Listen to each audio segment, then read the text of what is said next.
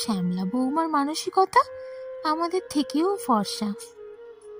ভালোবাসিস আমায়? কেন? আমি তো কালো, তোর সাথে আমায় মানায় না। আজীবন ইস, কি কালো শুনতে থাকা মেয়েটা আজ তার প্রেমিক তাকে টেনে নেয় তার চওড়া বুকের মাঝখানে।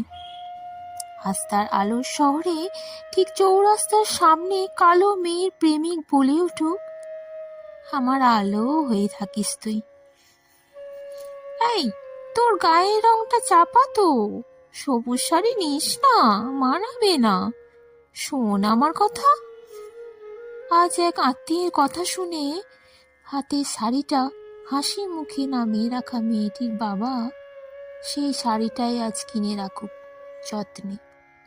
এটাই বাবার তরফ থেকে কালী পুজোর উপহার কালো মেয়েটাকে।